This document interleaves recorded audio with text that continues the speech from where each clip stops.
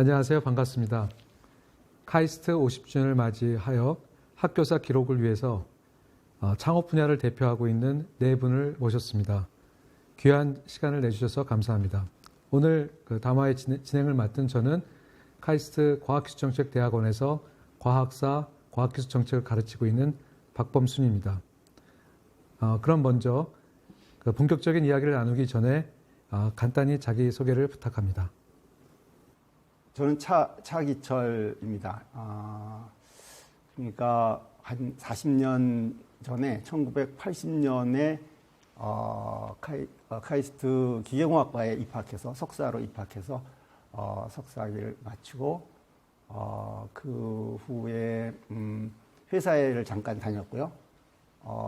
그리고 친구들 따라서 미국에 유학을 가서 그때는 저희 같이 들어왔던 친구들이 한 학년에 한 300명 있었는데 저희 기계과에는 한 50명 정도 있었던 것 같아요. 그 중에 한 3분의 2는 유학을 가지 않았을까. 그래서 다들 유학 간다 그래서 저도 따라와서 유학을 갔고 미국에 가서는 바이오 엔지니어링을 전과를 해서 박사학위를 받았습니다. 그래서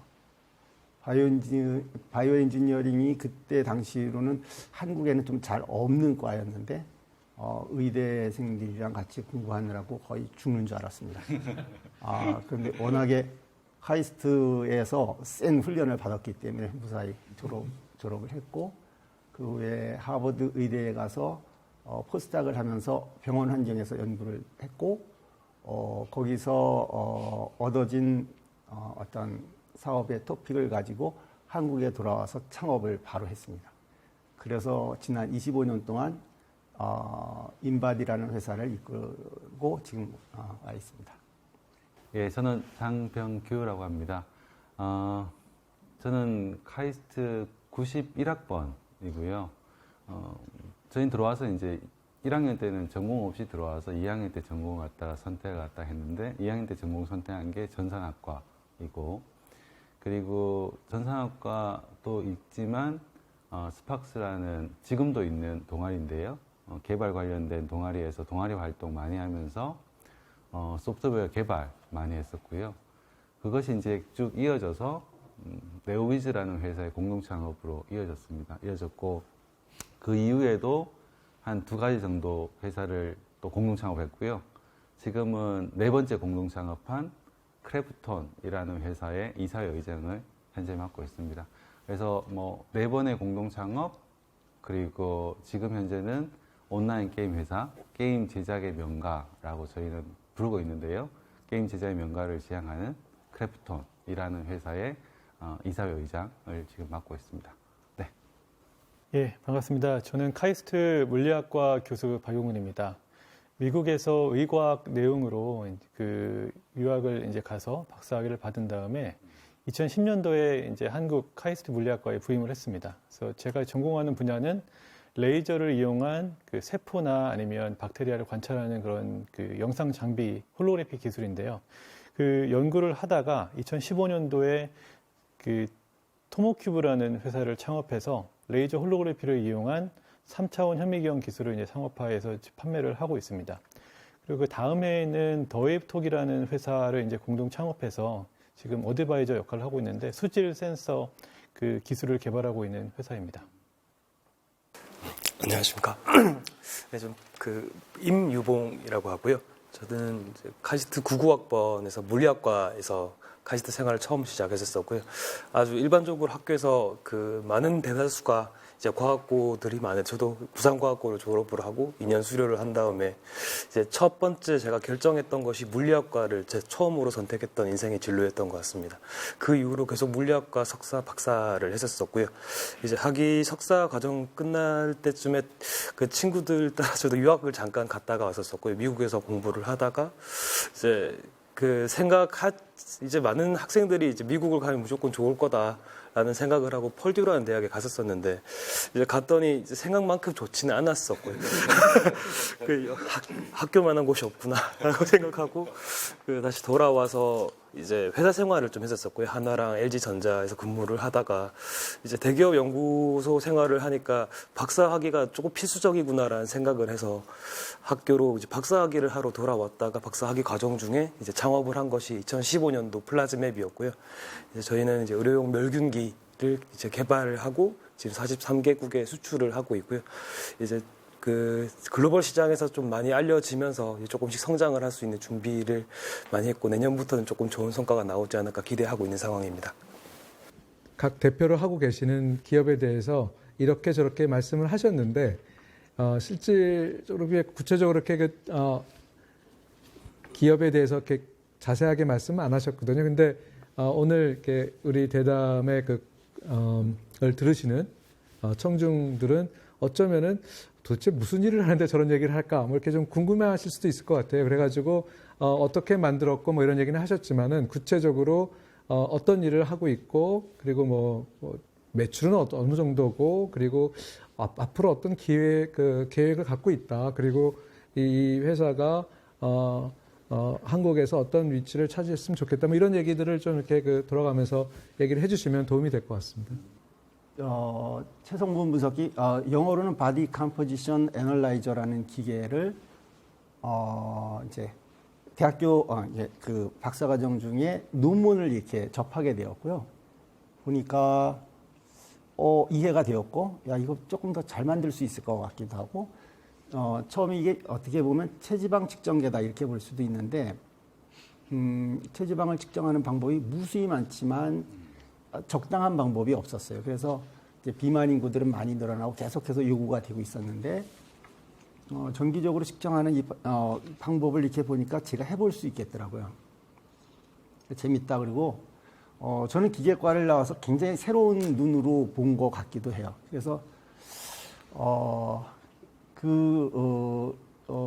저희가 가설도 만들고 실험도 하고 그러면서 그 인바디라는 기계를 이제 만들게 되었는데 처음에는 하여튼 주변의 반대도 무릅쓰고 이렇게 해서 어떻게 해서든지 나는 그래도 미제 기계보다 잘 만들 자신 있다 이렇게 해서 시작을 했고 처음에 시작해서는 나는 이걸 팔아가지고 먹고 살 수만 있다 그러면 나는 더 이상 후회가 없다. 나는 그냥 회사 다니면서 월급 받는 만큼만 그것만 보장이 되고 우리 같이 직원들도 월급을 줄 수 있는 정도면 좋겠다 이렇게 생각을 했는데 의외로 조금 더 잘 돼서 돈도 벌었고 그래서 이걸 만들고서는 인바디라는 기계가 의외로 회사의 사이즈는 뭐 1,000억 정도밖에 안 되는 회사지만 그래도 이름이 많이 알려졌어요. 그리고 일본에서도 인바디는 굉장히 많이 알려져 있고 그런데 이제 그거 재미난 얘기를 하나 해드리면 바디 컴포지션 애널라이저라는 말을 체성분 분석기라고 이렇게 저희가 번역을 해서 우리는 정밀하다 그래서 정밀 체성분 분석기 이렇게 해서 처음에 시판에 들어갔는데 한 4년 5년쯤 지났더니 경쟁사들이 만들어져 가지고 이 사람들은 자기네들은 초정밀 체성분 분석기 막 이렇게 하면서 이제 그 막 카탈로그도 선전을 해가지고 저희가 고민이 많이 됐어요. 이 문제를 어떻게 할까? 이게 원조에 해당하는 문제인데 그래갖고 제가 우리 모든 카탈로그하고 모든 홍보 자료에서 정밀 체성분 분석이라는 단어를 싹 다 없애고 인바디 검사라고 바꿔라. 그랬어요. 그래서 모든 자료를 다 꺼내가지고 다 불사르고 인바디 검사. 그래서 체성분 검사 뭐 이렇게 방법 이렇게 하지 않고 인바디 검사 방법. 인바디 검사를 하면 뭐 어쩌고 저쩌고 뭐 체지방이 어떻고 이렇고 인바디 검사 이렇게 다 바꿨어요. 외국 자료까지 다 그렇게 바꿨어요. 그랬더니 어떤 현상이 나타났냐면 체성분 분석이라는 단어가 좀 어렵잖아요. 사람들이 이거를 이렇게 딱 왔는데 이거 읽어보니까 이 기계를 부르는 방법이 인바디밖에 없는 거예요. 다른 거는 없잖아. 잘 모르고 어렵잖아. 그리고 처음 보는 기계고. 그때서부터 사람들이 그냥 인바디 검사라고 부를 수밖에 없게 됐어. 복사기의 제록스가 되신 거예요. 네. 그래서 그냥 인바디라는 단어가 쭉 이렇게 일반화됐고요. 인바디 했어 뭐 이런 거죠. 인바디 했어 이렇게 됐고요. 어떤 데 가보면 인바디 검사실이라고 병원에 있는데 들어가 봤더니 인바디가 아니라 다른 경쟁 제품이 있어가지고 그것도 있고, 인터넷에서 인바디 체중계 이렇게 찾으면 중국 제품이 쫙 다 떠서 저희 제품은 사실은 저 구석이 한 개밖에 없고, 그래서 이 조그만 회사가 이 이름을 이렇게 컨트롤할 수 있구나, 이런 것도 재밌었던 것 같아요. 그래서 저는 하여튼 처음에 이거 만들어 가지고 미제보다 잘 만들어서 미국에다가 팔겠다고 열심히 미국 시장을 개척했고, 지금 만들고 있는 인바디 제품 중에 한 90% 정도는 이제 수출이 되고 있고, 미국에도 저희들이 직원이 한 100명쯤 있어요. 중소기업에서 미국에다 100명 직원을 둔 회사는 그렇게 많이 있어 보지 않았거든요. 그래서 앞으로도 계속해서 그리고 저희는 이제 이게 처음 만든 기계이기 때문에 이 어떤 시장을 이렇게 만들어가고 소비자를 설득해가고 막 이런 그런 일로 그렇게 영업을 이렇게 계속 넓혀왔어요. 그래서 우리 박영근 교수님이 이제 의료기를 만들어서 해외에다 수출할 때 저희가 몇 가지는 가르쳐 드릴 수 있어요.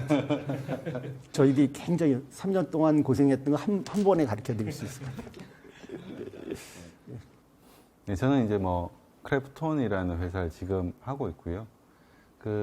과거에 한 3개 정도 공동 창업 더 했지만 그것보다는 그냥 크래프톤 이야기만 좀 드리면, 크래프톤은 가장 많이 알려진 건 이제 배틀그라운드, 펍지라고 하는 게임 때문에 가장 많이 알려져 있고요. 그전에는 테라라는 게임으로 또 이제 열심히 했는데, 테라는 지금도 서비스하고 있고, 배틀그라운드는 전 세계인들이 일단은 게임을 하는 사람이라면 누구나 다 들어봤을 정도 이름인 것 같아요.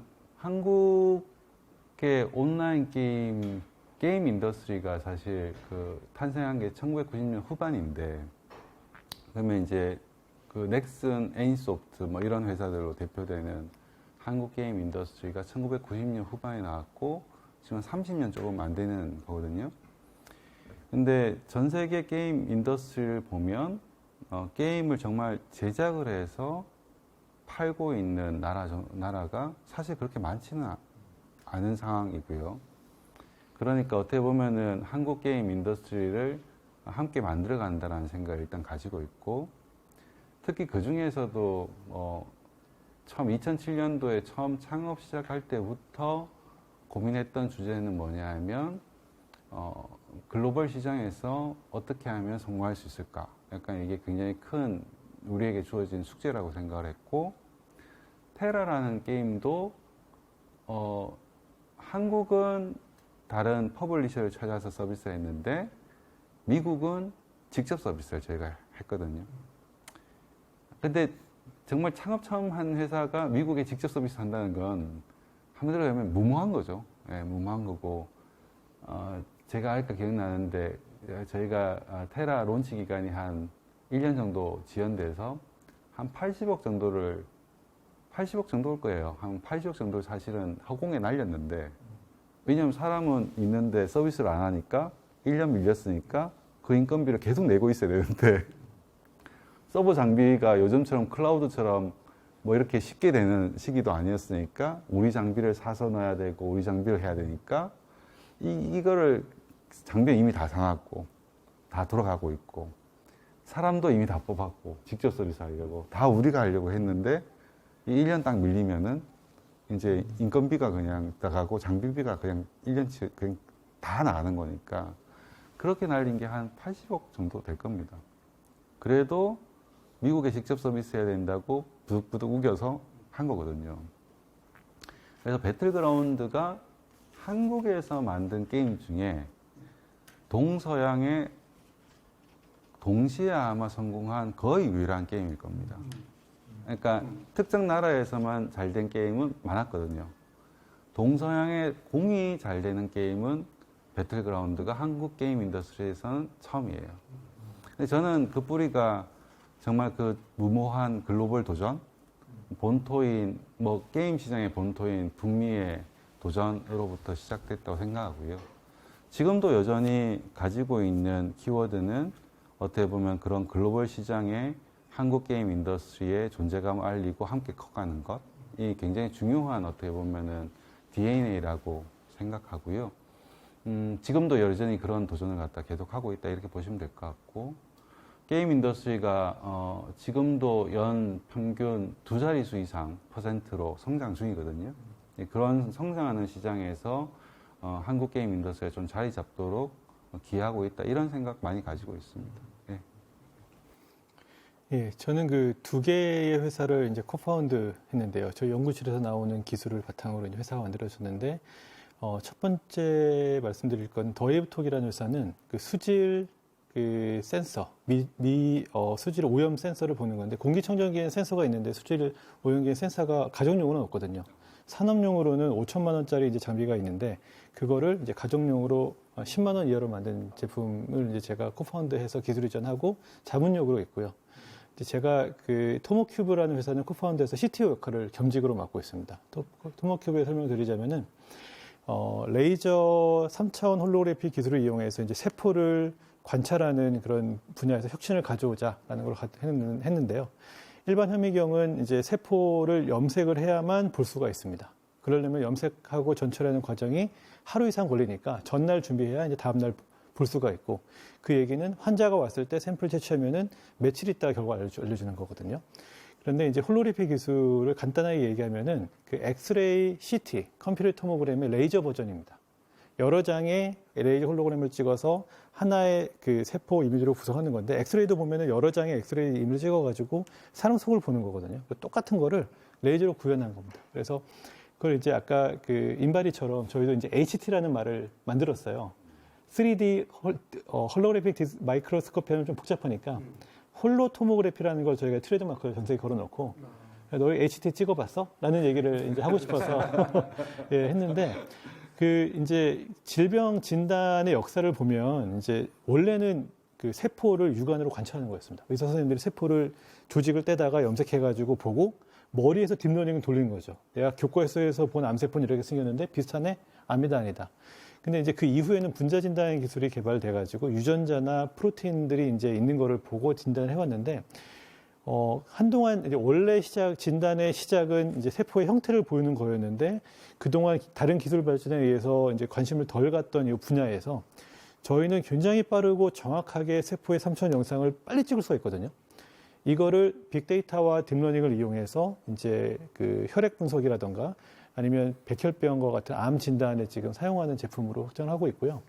창업이 한 지 5년 됐고 3년째 제품이 나와서 지금은 전 세계 한 100여 곳 이상이 설치가 돼가지고 지금 연구용 장비는 판매가 되고 있는데, 뭐 MIT나 하버드 의대에서 저희 장비를 이용해서 좋은 연구를 지금 하고 있고요. 내년 정도에는 저희 그 홀로그래피 기술을 같은 플랫폼을 이용한 그 체외 진단 장비가 나올 예정입니다. 예, 그 저희 플라즈맵이라고 하는 회사 명칭이 이제 플라즈마 스마트 어플리케이션 줄여서 만든 명칭이고요. 이제 플라즈마 기술을 바탕으로 저는 1차적으로 멸균기 사업을 하고, 이제 조금 더 나아가서는 멸균이 가장 중요한 시장이 의료기기에서는 이제 임플란트처럼 인체 삽입되는 의료기기들에 대해서 표면 처리를 해서 또 생체 적합성이 높아지게 하는 이런 것들을 하고 있고요. 저희 회사를 요약하면 4가지 숫자로 요약을 할 수 있는데, 지금까지 뭐 시리즈 C까지 260억 투자를 받았고, 이 자금으로 이제 저희가 핵심 기술을 개발을 해서 이 핵심 기술들은 104건의 특허로 정리가 되어 있고요. 이 104건의 특허를 기반으로 한 저희 제품은 지금 44개국에 수출을 하고 있고요. 이 44개국 수출 기준은 이제 기본적으로 해외 의료기기 2등급으로서 FDA 14개 국가를 받으면서 이제 44개의 나라를 커버할 수 있게 됐고요. 저희 비즈니스 모델은 멸균기를 판매하고 난 다음에 후속 수익 모델로 이제 저희 전용 소모품이 있습니다. 멸균을 빨리 하게 해주는 그 소모품에 대한 매출 성장이 빠르게 일어나고 있고 이제 403% 정도로 2년 동안 급성장하고 있는데요. 이제 지금까지 이제 멸균기 매출이 대략 100억 정도 누적 판매가 있어서 총 지금 5년 동안의 창업 기간 동안에 2년 정도는 기술 개발에 집중을 했고 이제 사업 들어가는 본격적으로 이제 개발 끝나고 시장 들어가기 전까지 1년 동안은 그 의료기기 이제 허가에 가장 집중을 했던 한 해였고 이제 최근 3년 동안 이제 인프라를 구축을 하면서 이제 각각 국가에 맞는 이제 레귤레이션을 만족시키는 이제 과정에 들어 있고요. 그래서 최근 들어서는 이제 제조 쪽 그 인원들도 보강이 되면서 이제 인원들이 좀 많이 늘어서 지금 70명 열심히 근무를 하고 있고 이제 저희 가장 큰 의료기기 산업에서 멸균이라고 하는 게 이제 이전에는 물에 끓이는 멸균이었거든요. 이제 의료기기를 그냥 물에다가 놓고 빼고 하는데 이제 그 물이 끓기도 전에 넣는 사람이나 이제 뭐 컨트롤되지 않은 환경에서 멸균을 하면 그 결과가 신뢰성이 안 생기니까 오토크레이브라고 하는 고압 증기 멸균기가 아주 일반적으로 쓰이는데 이제 최근에는 MIS라고 해서 이제 미니멀 인베시브 설저리가 나오고 다양한 복잡한 의료기기, 플라스틱 재질의 의료기기들이 나오면서 좋은 멸균에 대한 니즈가 높아졌고 1960년대부터 이오가스가 사용되었는데 요즘에는 이제 이오가스 같은 독성가스에 대한 문제점 때문에 이제 플라즈마 멸균기라는 게 나왔거든요. 이제 플라즈마 멸균기는 과산화수소 용액을 써서 이제 그 화학적 멸균 방식인데 존슨앤존슨의 자회사였던 ASP라고 하는 회사가 1998년도에 이 사업화를 해서 이제 세계 1위 회사를 하고 있습니다. 매출은 뭐 8천억 정도 하는데 최근에 인수가 돼서 3조 정도 인수가 된 레퍼런스를 가지고 있고 그 회사의 가장 그 장점이자 단점은 엄청나게 많은 메디칼 그 채널들을 이용을 해서 단시간에 채널 판매를 잘 했지만 그 사람들의 고객은 대형 병원이었다는 거거든요. 전체 메디칼 시장에서도 극소수의 메디칼 큰 병원에서나 3억짜리, 1억짜리 멸균기를 도입을 할 수 있는데 실제 이제 그 요즘에는 이제 이런 수술들이 많이 보편화되면서 작은 의원급에서도 수술을 많이 하거든요.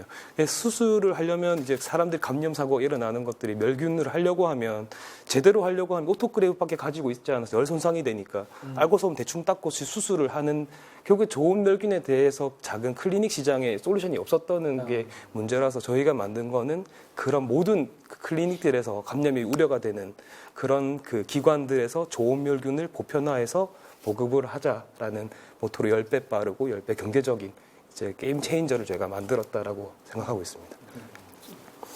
예. 그 얘기를 나누다 보니까 이 사회가 변하고 그러니까 뭐 경제적으로도 변하고 문화적으로도 변하고 뭐 정치적으로도 변하는데 그 변화하면서 그 대학에 대한 그 사회적 요구도 또 변하는 것 같아요. 그렇죠? 그래서 뭐 예전에는 뭐 삼성전자에 그 많이 그 학생을 보내고 그 삼성전자를 키우는 게 그 카이스트의 주요 목적이었다면 삼성전자뿐만 아니라 다른 그런 비슷한 그 기업들 지금은 이제 그런 작업은 계속 하지만 그것만으로는 부족하고 다른 어떤 것들을 좀 치고 나가야 되는 그런 어떤 그 상황이고 이제 그렇기 때문에 어떻게 보면은 그 대학에 있는 그 구성원들은 이게 좀 어떻게 그 안에서만 생각하기 굉장히 쉽잖아요. 근데 그 대학 교육에서 어떻게 보면은 그 밖도 같이 생각하는 그러니까 특히 이제 그 뭐 공들이라고 말씀하셨지만 이공계에 계신 분들은 대부분 그 랩에서 거의 그 생활을 많이 하기 때문에 이 세상을 보는 어떤 시야랄까 그런 경험이랄까 그것도 굉장히 작을 수가 있을 텐데 이 사회는 계속 변하고 있고 사회가 새로운 것들을 그 도전하고 또 요구를 하고 있고 그렇기 때문에 이 그 교육도 바뀌어야 그 대학의 교육도 좀 바뀌어야 될 것 같고 아니면 대학의 목적 같은 것들도 좀 바뀌어야 될 것 같은데 그런 점들은 어떻게 생각하시나요? 그러니까 만약에 교육은 이런 식으로 좀 바뀌면 좋겠다 아니면 대학이 조금 더 이런 점들을 새롭게 정의해가지고 나갔으면 좋겠다. 21세기의 대학은 20세기의 대학과는 이러이러한 점에서 좀 달라야 된다. 뭐 이런 점에서 좀 하고 싶으신 말씀이 있다면은. 저는 이런 얘기를 꼭 드리고 싶은데요. 예를 들면은 시대가 이제 계속 변해가지 않습니까? 세상이 자꾸 변해가는 건데 어떤 영역은 그 변화가 굉장히 극심한 것 같기도 하거든요. 예를 들면 저는 처음 이제 그 카이스트 대학 학부가 이제 만들어질 때 1학년은 무학과고 2학년 올라가면 전공을 선택하는 거야. 전공을 선택할 때 특정한 과가 TO, 즉 정원이 정해져 있지 않아. 이걸 이제 누군가가 결정을 하시고 협의해서 확정하신 거잖아요.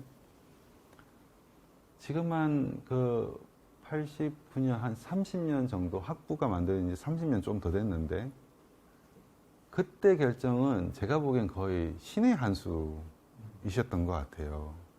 CS 전공자를 생각해 보면 제가 CS를 선택할 때만 하더라도 정확한 숫자는 기억이 잘 안 납니다만 느낌 체감상 한 30명에서 50명 뭐 이런 정도였는데 닷컴 버블 정도 시절에 7, 80명까지 올랐다가 닷컴 버블 좀 없어지고 2000년 초중반에 한 20, 30명까지 떨어졌다가 최근에 한 150명, 200명까지. 그러면 이게 사실 어떻게 보면은 카이스트가 산업과 시대의 흐름을 사실 따라가고 있었던 건데 자연스럽게 한국의 어떤 대학도 그동안 CS 전공자 TO를 못 변경했거든요. 그 당시 정책을 결정하신 분의 해안이 분명히 있었던 거죠. 한 20년 정도 이렇게 보면 시대를 따라갈 수 있는 책이었기 때문에. 근데 저는 보다 근본적으로 이 소위 말해서 그 거버넌스라고 보통 부르는 카이스트라는 조직과 관련된 여러 이해 주체들이 있지 않습니까? 그 이해 주체들이 국가와 우리 사회를 위해서 어떻게 이걸 카이스트를 발전시켜 나갈 수 있느냐를 생산적으로 토론하는 거버넌스 구조 자체가 굉장히 중요하다고 저는 생각하는 거거든요. 왜냐하면 시대는 변하고 상황이 바뀌기 때문에 분명히 정책을 바꿔야 될 수가 있고 카이스트의 방향이 바뀌어야 될 수 있는데 그러면 누군가가 그것을 갖다가 고민하고 생각을 정돈하고 최근 젊은 세대의 의견을 반영해서 이걸 바꿔줘야 되는 건데 대부분의 경우에 이런 거버넌스 구조를 제대로 지배 구조 자체를 제대로 못 갖춘 경우 대부분의 경우에는 나이 드신 분들의 의견대로 이래 되는 거거든요. 근데 시대가 바뀌는 걸 제일 빠르게 캐치하는 건 결국에 젊은이들일 수밖에 없는 거고 저도 제가 창업하던 시절과 지금 돌이켜보면 나조차도 이제 약간 속된 말로 꼰대가 돼 가는가? 라는 생각을 스스로 하거든요. 근데 저는 이제 꼰대라는 게 꼭 나쁘다고 생각 안 하고 어떻게 보면은 세상은 변했는데 나는 변하지 않는 근데 세상 변화를 이해 못한 경우 꼰대라는 나쁜 말을 쓰는 거고 연륜이 생긴 사람이 젊은이들과 더 대화를 많이 나눠서 세상 변화에 따라 가지고 바꿔나갈 수 있으면 사실 그게 제일 최선인데요. 그런 관점에서 저는 카이스트가 이렇게 바뀌어야 된다 저렇게 바뀌어야 된다라는 개별 강론에 대한 얘기보다 보다 근본적으로 카이스트 지배구조에 대해서 끊임없이 카이스트와 관련된 사람들이 이야기를 하고 지켜보고 의견을 내야 된다라는 생각을 저는 좀 가지고 있습니다. 그 카이스트의 어떤 정신 이런 얘기할 때 실험 정신을 꼭 그 얘기를 하더라고요. 그래서 새로운 프로그램이 만들어지기도 쉽고 없어지기도 쉽고 그러니까 그 엄정한 평가를 받아가지고 또 없어지기도 하거든요. 그래서 그런 점들이 항상 특징으로 있는데 차 대표님 혹시 저는 네. 대학교가요, 한국의 대학교가 특별히 중요한 이유가 저는 이렇게 생각해요. 나중에 뭘 잘 한다고 하는 거는 다 선수들이다. 만약에 창업을 잘 해서 멋있는 기업을 만드는 사람들도 다 선수 같은 사람들인데 그 사람들은 어려서 발굴이 돼야 어려서부터 감각을 익혀야 더 큰 사업을 할 수 있다라고 저는 생각해요. 그래서 예를 들면 빌 게이츠라든가 잡스라든가 이런 사람들도 다 대학교 그만두고 사업에 뛰어들었다. 그 뛰어들었다는 얘기는 그때 사업적인 감각이 상당히 있었기 때문이다. 이렇게 생각이 들고요. 우리 장병규 의장만 해도 저보다는 훨씬 더 일찍에서부터 사업에 대한 감각을 가질 수 있었다. 그런 생각 가지고 있고요. 정주영 회장님도 어려서부터 사업을 했기 때문에 큰 기업을 이뤘다. 저는 그렇게 생각해요. 바둑을 언제 배우면은 잘 두게 되느냐? 일찍 배울수록 잘 두게 되거든요. 그럼 이제 우리 학생들이 어떤 역량을 키우기에 제일 좋은 시절이 언제냐 그러면 우리나라 환경에서는 고등학교 때는 불가능하고 고등학교 때는 무조건 좋은 대학교를 가야지 되는 환경이기 때문에 어쩔 수 없지만 대학교가 딱 들어왔을 때가 제일 중요한 시기인 것 같아요. 이때 이 학생들이 자기의 인생을 살아가는 방법들 같은 거 틀을 이렇게 만드는데 얘네들은 이미 굉장히 이렇게 해야지 된다는 어떤 교육을 계속 이렇게 받아왔거든요. 그래서 저는 대학교 1학년이 무지 중요한 시기라고 저는 개인적으로 생각해요. 지금 대학교에서 우리 카이스트도 조금 그렇지만 학과 공부에 굉장히 충실한 거에 대해서 저는 엄청나게 반대하는 사람이에요. 그거는 정말로 지금 시대에 안 맞고 시간 낭비다.